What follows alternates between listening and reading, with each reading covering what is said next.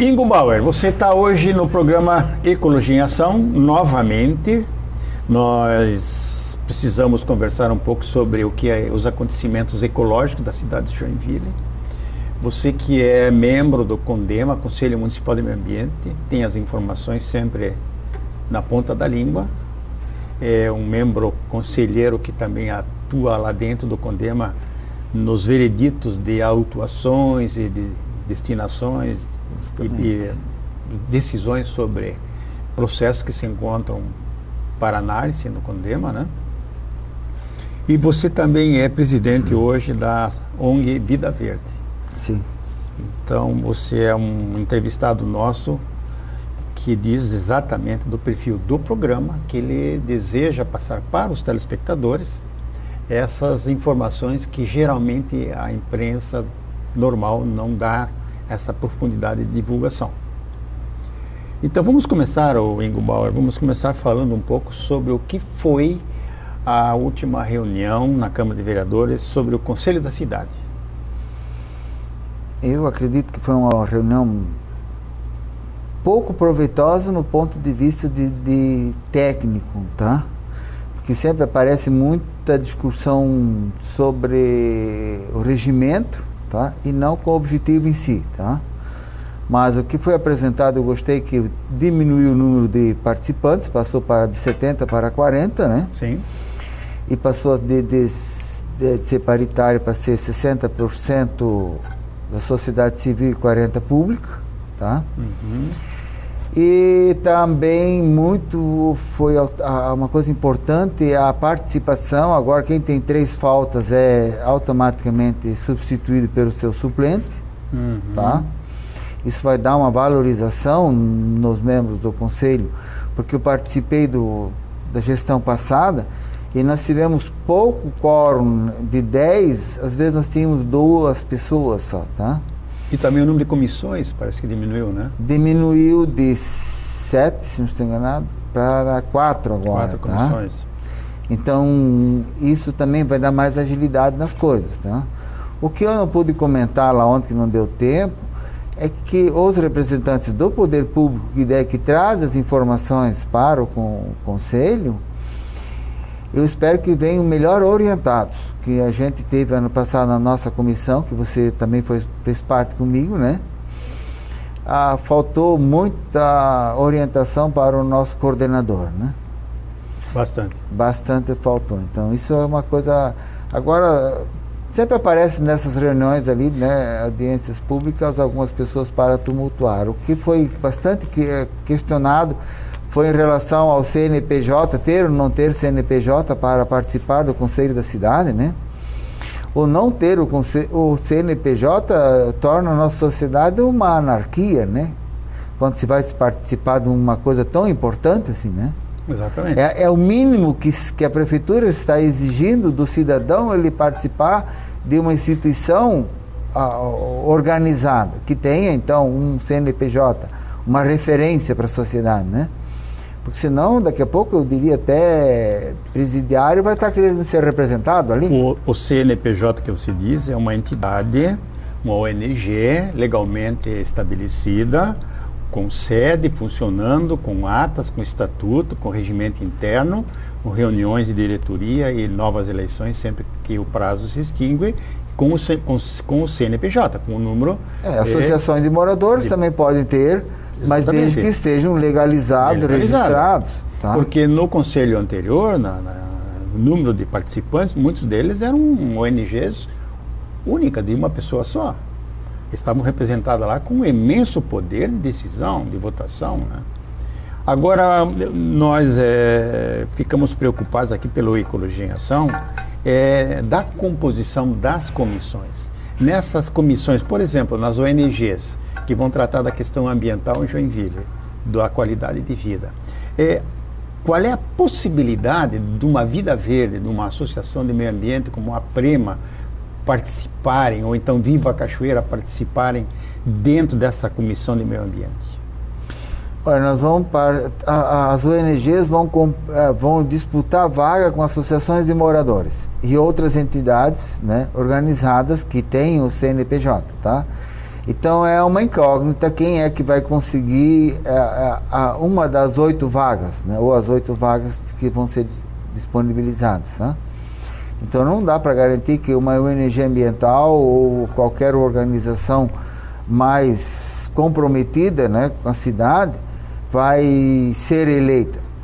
Tá? Não há um critério ainda dentro dessas 8 vagas que existem, tá? Para a sociedade civil, né?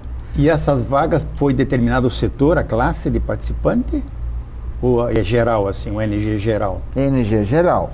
Então, pode ocorrer também que o setor imobiliário, com as suas organizações, todas elas com CNPJ, se habilitem e tomem conta de uma comissão de meio ambiente, por exemplo?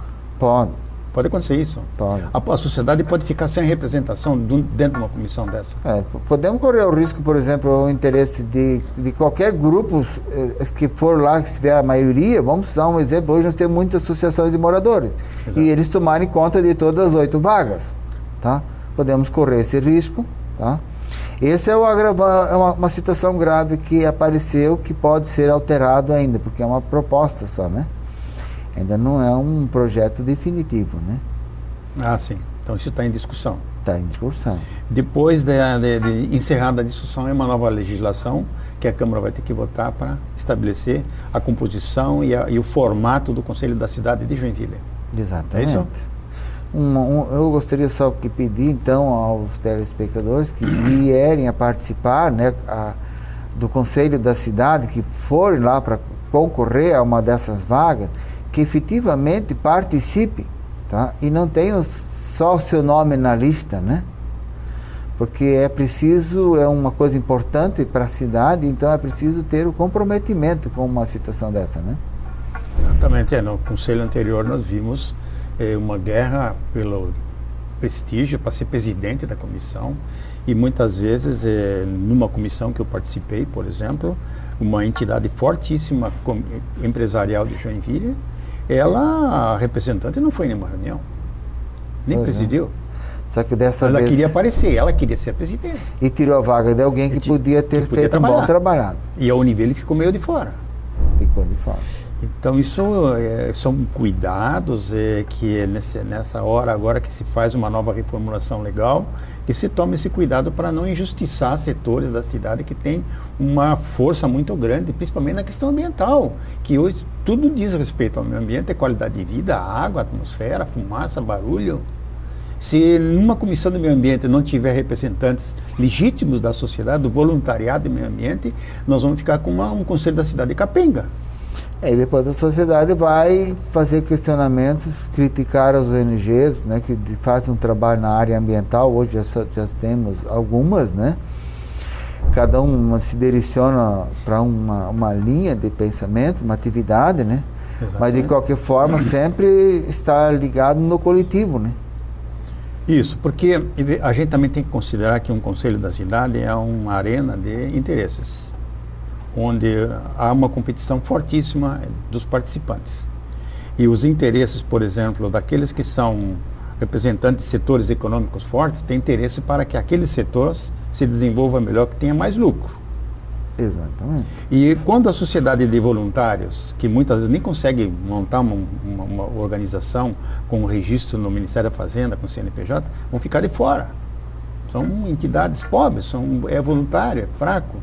Tem que ter um certo tempo de existência, de comprovar serviço para poder, inclusive, ter um CNPJ. Isso também é um entrave para a sociedade civil organizada do lado do voluntariado. O voluntariado ele sofre porque cada vez que ele vai fazer uma atividade está deixando de ter uma renda. É o meu caso e de muitos voluntários que eu conheço, né? Fecha o escritório para atender a sociedade. E a sociedade muitas vezes não entende isso, não compreende, isso não dá valor. Muitas vezes as pessoas me perguntam o que eu ganho com isso, né? Ser voluntário da ONG, de correr para... Eu hoje diminui um pouco, mas eu cheguei a ter um prejuízo de 1/3 da minha renda mensal no voluntariado. Tá? Deixei de ganhar, tá? Isso faltou depois, né? Quando a gente exercita a democracia e cidadania, a gente tem que se sujeitar a isso. A gente se propõe a ser voluntário e tem que correr esse risco. Mas o difícil mesmo é que uma minoria consegue vitórias para uma esmagadora maioria tirar benefício. E esse benefício nunca é recompensado nem monetariamente, nem participação das entidades, nem nada. Não. Só saem ganhando na moleza. E os poucos que ficaram ainda passam por chacotas, por gozação, perdem oportunidades econômicas, porque são os chatos, os eco-chatos da cidade, que tem que fazer o seu papel também. Eu diria que nós precisaríamos de mais eco-chatos aqui na cidade. Somos poucos. Eu acho que já faço parte de um eco-chato aqui, sabe? Mas nós precisaríamos de mais umas 10 pessoas, eu acho que iríamos conseguir uma cidade bem melhor para morar, sabe? Sem dúvida. Porque... Ingo, nós temos uma outra questão ainda para debater, é a questão das areias de fundição.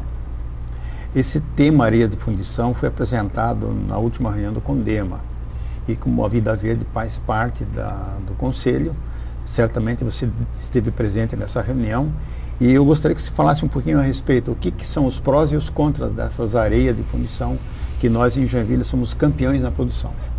Olha, eu estava esperando essa apresentação da Tupi lá pela engenheira, né? Uhum. E acredito que foi bastante técnica, né? O que não já era, como estava no programa, não houve uma contrapartida do serviço público, só se ouviu mais, né? E até hoje não se justificou por que não se pode usar, tá? Há uma colocação que é bem válida eu não sei se ela ainda é a reitora lá da Univille, tá? Uhum.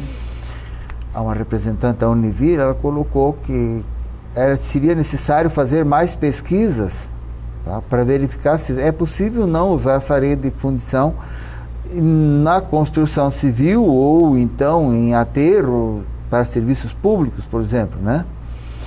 Só que o nosso tempo está se acabando, porque essa montanha cada vez é maior, tá?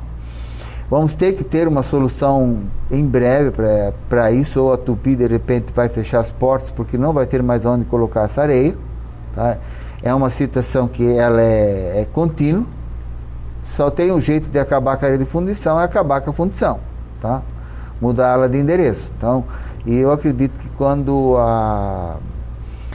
se a Tupi ameaçar sair da cidade, aí eles vão liberar o uso dessa areia de fundição. E Gerto, eu queria lembrar, talvez algumas pessoas, talvez mais jovens, nem tenham conhecimento. Quando eu era adolescente, até não sei quando é que a Tupi parou de depositar areia, Tupi e outras fundições da cidade, faziam aterro. Muitas pessoas aterraram seus lotes com areia de fundição, com a escória, incluindo macharia, tá? Muitas residências aqui no Boa Vista estão sentadas em cima desses resíduos. Desse material, tá? Então, essa representante da Univille, ela questionou que seria necessário fazer mais pesquisas, né? Por que não usar essa região do Morro, a região do Boa Vista, que foi feito muito aterro com a rede de fundição, incluindo escória e macharia, se há um problema com a população, com a vegetação, tá? Porque isso já faz muitos anos. Tem material suficiente, com bastante idade, para fazer uma análise, ver o estado de saúde dessas pessoas que moram nessas casas colocadas em cima desses aterros, ver o impacto sanitário que essas areias causaram a essas pessoas, né? Exatamente. Uma estatística vai mostrar se realmente houve um problema. Um bom estudo nos ganharia tempo. Claro. Nós temos já um laboratório pronto. O material está aí pronto para uma análise. Falta é vontade. O que eu tenho observado, que também esse assunto foi levado na audiência pública do resíduo da construção civil, tá? E não tem solução por enquanto. Nós vamos dar o seguimento a essa conversa logo mais adiante no segundo bloco. Aguarde que nós já retornamos.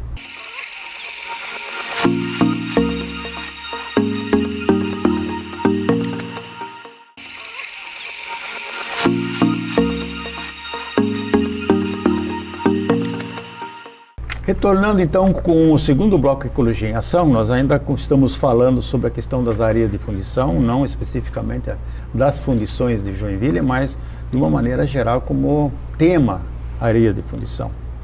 Ingo, você teria mais alguma coisa para acrescentar na questão das areias? Falta coragem dos técnicos para dar uma afirmação ou falta conhecimento, tá? Eu vejo mais que falta conhecimento. Mas a partir do momento que houver um aperto da Tupi, por exemplo, que o foco é a Tupi, mas não é só a Tupi, são as outras... São todas fundições do Todas Brasil. fundições, tá? Exatamente. O foco é porque a Tupi é grande, né? É a que mais produz aqui na região. Então, se ela ameaçasse sair da cidade, certamente eu acredito que igual ocorreu lá no aeroporto agora recentemente, tomaram o poder ali pela força e destruíram a vegetação ao longo fora da faixa da propriedade do aeroporto, né? Com ordem judicial. Não sei se foi feita licitação para contratar a empresa para destruir tudo do lado, tá? Uma violação de direito de propriedade para atender a interesses econômicos. Então, a partir do momento que a Tupi ameaçar sair daqui, com certeza eles vão liberar essa areia, para que ela não saia daqui. E aí eu gostaria de saber o que esses engenheiros que não estão trazendo uma proposta, um resultado para o problema, tá? O que eles vão fazer com o diploma deles, né? Eu até concordo em grande parte no que você está falando, mas existem também alguns outros senões quanto à extração da areia e quanto à logística que essa areia percorre em nossas estradas, causando impactos também em cima do patrimônio particular e do patrimônio rodante. O desgaste das estradas e o desgaste de material e a buraqueira que fica no meio ambiente sem que o DNPM que licencia e a Fátima que licencia a extração de areia e a mineração de areia a céu aberto obrigue esses mineradores a fazer uma recomposição dessas áreas, reutilizá-las novamente. Eu sei que na parte de seixos rolados, no município de Joinville, na região de Piraberaba, Rio Bonito ali, muito buraco de seixos rolados foi transformado em piscicultura. Mas nem todos. Outros são tanques de água parada. Então não se tem mais aquele solo fértil, aquela produção agrícola, se minerou demais. E se você for olhar pelo Google Earth, você vai ver que Piraberaba e Rio Bonito são áreas, todas elas buraqueiras, um buraco atrás do outro. Nós vamos ter na próxima reunião do Conselho da Cidade uma apresentação da Fundema para o Conselho sobre a APA Dona Francisca, né? E sim, está na hora, né? Tá? Eles vão fazer uma apresentação e eu pedi que fosse então incluído nessa apresentação que está sendo feita em relação à mineração naquela região. Isso é muito interessante. Então a gente vai ter uma resposta. Eu quero ver os licenciamentos ambientais que eles apresentarem. Mas ainda dando mais um toque na questão das areias de fundição, é lógico que as fundições hoje, elas reutilizam muitas vezes a areia até num ponto que não dá mais para utilizar. Exatamente. Então, se elas não reutilizassem hoje, já o monte seria muito maior. Com certeza, muito assim maior. Assim como, acredito também, eu não tenho mais visitado fundição nenhuma ultimamente, eu até gostaria de ter uma visão melhor da situação, mas a questão das areias e da reciclagem, da classificação do macho de fundição, que é mais carregado com fenol, né? E a areia que envolve o macho, que tem uma outra composição, que ela só leva os vapores. Então, só nos separar, e nos separar também a questão do resto da fundição, daquelas peças que sobraram, isso já faz com que você tenha a classificação de materiais com categorias toxicológicas ou impactantes diferentes. Então, talvez esteja sendo feito isso. A gente não tem esse conhecimento profundo porque são temas fora da apresentação que foi feita. Né? Eu fiz uma proposta, uma sugestão que se usasse areia de fundição, tá, na construção civil em reboco, agregando cal e cimento, tá? Eu não sei quanto iria então neutralizar o tal fenol que pudesse ter ali, né? Mas seria um local estável que não iria acarretar problemas, acredito, para os moradores, tá? Um exemplo bem rápido, há muitos anos atrás, a termoelétrica de Tubarão, em Capivari, eles aterravam todas as várzeas com cinza lá. Era tudo negro naquela região. Ainda continua? Continua muito pouco. Tem uma empresa que está usando toda a cinza, uma parte para cimento, e aquele material está todo sendo recuperado e usado em argamassa na construção civil. Veja só. um material que foi agregado na argamassa para a construção civil. Então, a areia de fundição, ela poderia ser usada na argamassa para a construção civil, não no concreto, mas no reboco, tá? E iria dar uma situação estável para esse material, tá? Eu também tenho lido alguma coisa a respeito de que em alguns países se utilizam essas areias na base das estradas. Então, a areia, você sabe que ela, uma vez compactou, ela não mexe mais. Ela tem que ser bem fechada para não sair fora, não entrar em erosão, né? Mas ela não tem elasticidade como tem uma argila.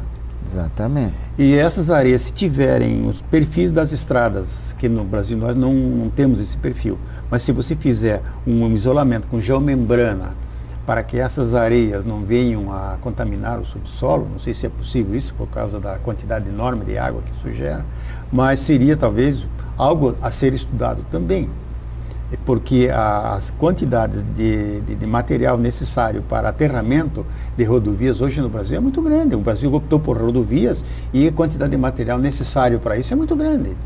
Então seria uma solução também, a grosso modo, de rápido utilização, só na duplicação da 280 que a gente poderia reduzir o morro, a montanha ou a pirâmide que tem lá no Boa Vista, mais da metade, né? Eu acredito que o problema maior foi que se deixou acumular demais. São 6 milhões de toneladas ou um pouco mais, né? A partir do momento que esse material for gasto e começar a ser usado só o que vai sobrando, então, né? Então seria um volume muito pequeno, facilmente absorvido tanto pela construção civil como em obras públicas, não iria nem ter o suficiente para obras públicas. Tá? Eu lembro, há uns anos atrás, talvez 30 anos, eu tenho até imagens sobre isso, a Tupi tinha uma meia dúzia de caminhões caçamba que levavam essas areias para as propriedades agrícolas na estrada da ilha, por exemplo.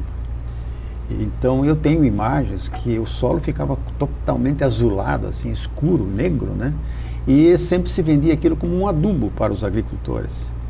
Então, naquela época, a gente chamou até a atenção dos diretores na época, e eles pararam isso, porque não tinha estudo suficiente para garantir de que aquilo poderia ser um problema jurídico futuro muito grande, né? Exatamente. Eles pararam. Mas eu acho que uma solução tem que ser encontrada, como você tem dito, com muita urgência. Né? E tem que ser rápido isso aí, porque a sociedade sozinha não pode arcar com todo o prejuízo e a empresa dizer que nós vamos embora se nós não tivermos mais lucro. Mas a fundição não vai parar. Tá? Não vai parar. Não vai parar. A sociedade precisa do aço fundido. Precisa, tá? Então ela tem que, o governo, através de seus técnicos, engenheiros, né, cientistas, eles têm que ajudar a resolver essa situação. Tá? Não pode ficar esperando e só dizendo não e não, né? Essa discussão também está no Conselho Estadual do Meio Ambiente. Eu acredito que lá nós temos mais, eu sou conselheiro lá pela FIEC, e nós acreditamos que lá há possibilidade de se contratar especialistas que possam dar um apoio ao Comitê de Resíduos Industriais e Resíduos Perigosos que nós formamos lá no CONSEMA. E acredito que por lá possa sair até uma solução em apoio ao que a Fundema depois até poder ratificar essa posição feita lá pelo CONSEMA. Ingo, nós estamos assim encerrando então o programa Ecologia em Ação. Acredito que os nossos telespectadores tenham se enriquecido com mais informações, porque a informação é tudo hoje em dia, né? Educação e informação, né? Mas a informação tem que ser a informação neutra, não pode ser nem verde demais, nem marrom demais. Exato. Eu hoje diria, não é mais marrom, é arco-íris, né? Arco-íris. Aqui em Joinville é arco-íris. Exatamente. Então, o programa quer agradecer a tua presença novamente aqui. Nós somos tão poucos, né, Ingo? Infelizmente. E nós não estamos conseguindo novas gerações que assumam essa postura de cidadania, do voluntariado que nós começamos lá pelos anos de 70, 80. Então pouca gente sobrou daqueles movimentos iniciais de ecologia em Joinville e no estado, no Brasil, né? Mas o programa então vai agradecendo aos nossos assinantes, telespectadores, convidando-os para o nosso próximo programa. Até lá!